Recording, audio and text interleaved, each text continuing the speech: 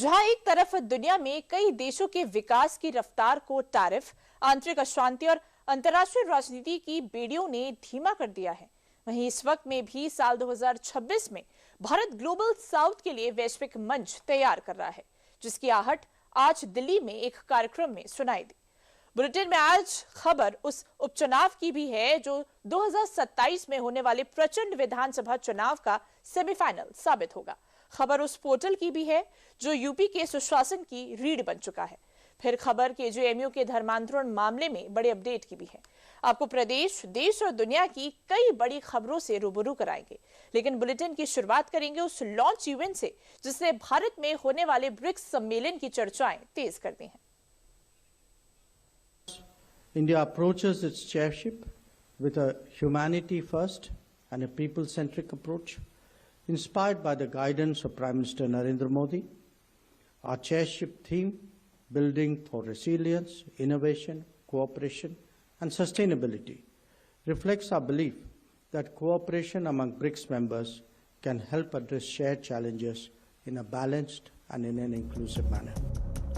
दुनिया की उभरती ताकतों की धड़कन एक बार फिर नई दिल्ली से सुनाई देने वाली है, जहां कूटनीति, सहयोग और वैश्विक संतुलन की नई इबारत लिखी जाएगी।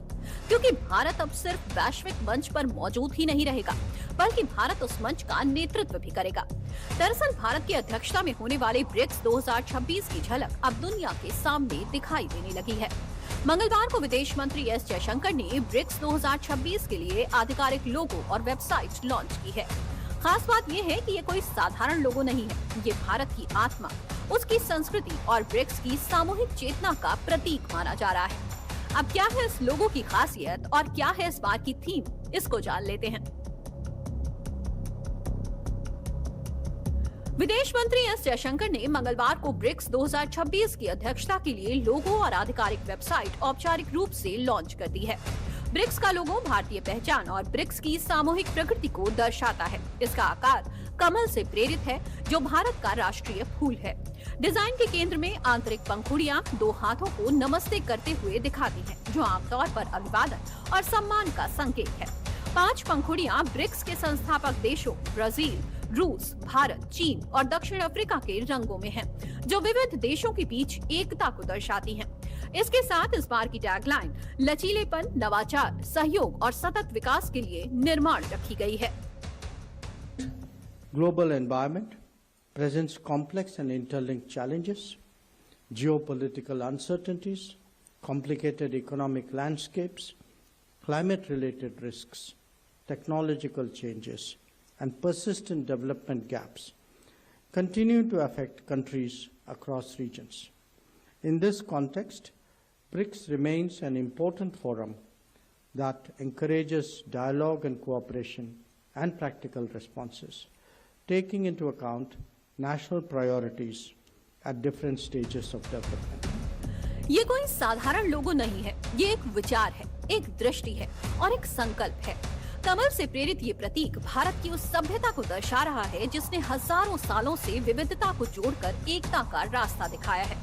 लोगों की हर पंखुड़ी अलग अलग रंगों में रंगी है।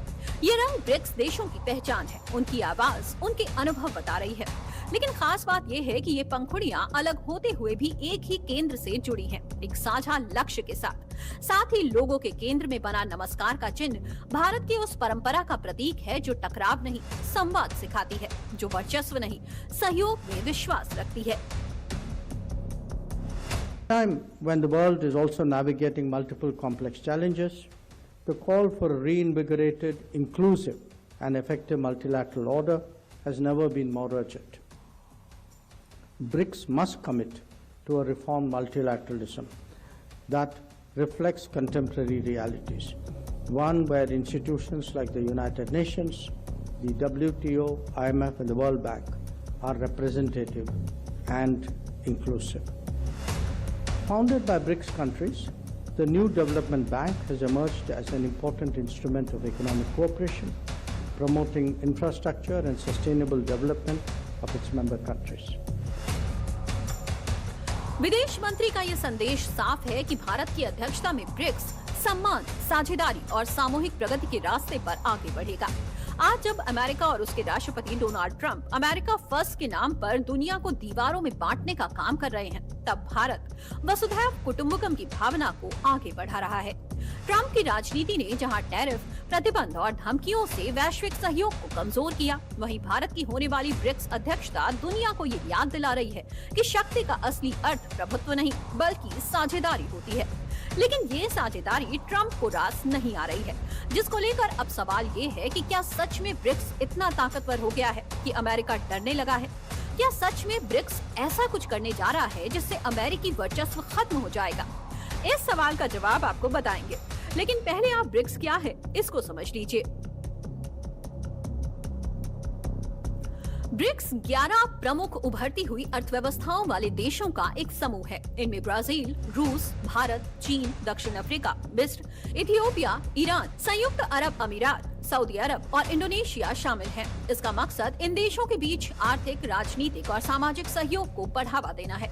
इसमें शुरुआत में 4 देश थे जिसे ब्रिक कहा जाता था। इसकी शुरुआत 2006 में हुई थी। बाद में दक्षिण अफ्रीका के आने से इसका नाम ब्रिक्स हो गया। ये समूह 2009 में शुरू हुआ था और अब ये वैश्विक अर्थव्यवस्था में एक अहम किरदार निभा रहा है। ब्रिक्स देशों की आबादी दुनिया की 45% है और ये वैश्विक जीडीपी का 35% से ज्यादा हिस्सा बनाते हैं। ब्रिक्स का मकसद है कि ये देश मिलकर आर्थिक सहयोग बढ़ाएं, वैश्विक व्यापार में अपनी हिस्सेदारी मजबूत करें और पश्चिमी देशों पर निर्भरता कम करें।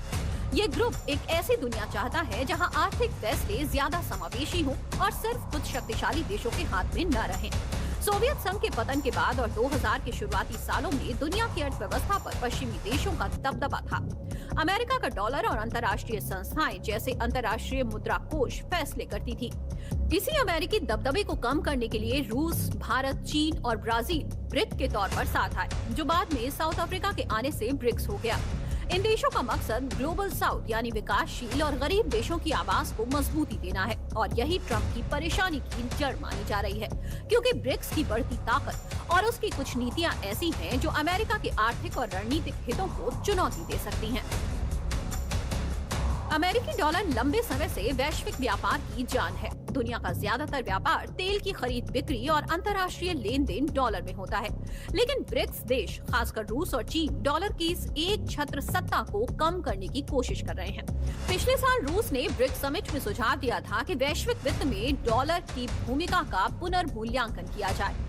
इसके अलावा ब्रिक्स देश अपनी मुद्राओं जैसे रुपए, युआन या रूबल में व्यापार बढ़ाने पर जोर दे रहे हैं ताकि डॉलर पर निर्भरता कम हो। इसको लेकर ट्रंप को डर सता रहा है कि अगर डॉलर की मांग कम हुई तो अमेरिका की अर्थव्यवस्था को बड़ा झटका लग सकता है। डॉलर की ताकत अमेरिका को सस्ते में कर्ज लेने और वैश्विक बाजारों पर कंट्रोल रखने की ताकत देती है और ब्रिक्स की ये कोशिश अमेरिका की इस ताकत को कमजोर कर सकती है। यानी ब्रिक्स देश अगर डॉलर से दूर होते हैं और अपनी वैकल्पिक वित्तीय प्रणालियां बनाते हैं तो अमेरिकी प्रतिबंध उतने प्रभावी नहीं रहेंगे जितने अभी हैं। अमेरिका को डर है कि ब्रिक्स अब सिर्फ 5 देशों का समूह नहीं रह गया, इसमें नए सदस्यों के जुड़ने से ये और ताकतवर हो गया है।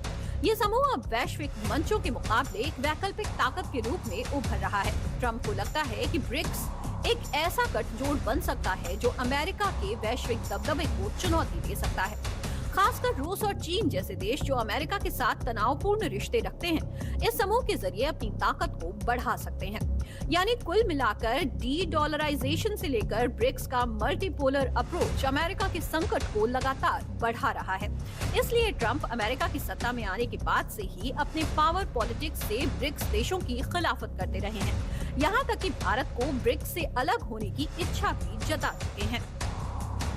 अमेरिका का भारत से ब्रिक्स छोड़ने की इच्छा जताने के पीछे अहम वजह भू राजनीतिक और आर्थिक हितों से जुड़ी हुई है। पहला, रूस और चीन के साथ भारत की निकटता। अमेरिका को लगता है कि ब्रिक्स में भारत की मौजूदगी रूस और चीन के प्रभाव को बढ़ाती है, जो अमेरिका के विरोधी माने जाते हैं। भारत ने यूक्रेन संकट के बाद रूस से सस्ता तेल खरीदना शुरू किया, जो पहले 2% था और अब 40% पहुंच गया है। अमेरिका इसे गलत मानता है और चाहता है कि भारत रूसी तेल न खरीदे, क्योंकि ये रूस की अर्थव्यवस्था को मजबूत करता है। अमेरिका ने भारत पर दबाव बनाने के लिए टैरिफ वॉर छेड़ दी है। अमेरिका का मानना है कि भारत अमेरिकी बाजार, जो भारत का सबसे बड़ा ग्राहक है, इस पर निर्भर है, इसलिए वो जल्द ही अमेरिका के साथ समझौता करेगा। अमेरिका को चिंता है कि ब्रिक्स देश वैश्विक वित्तीय व्यवस्था में डॉलर को चुनौती दे सकते हैं और अमेरिका चाहता है कि भारत इस तरह के किसी भी प्रयास से अलग रहे।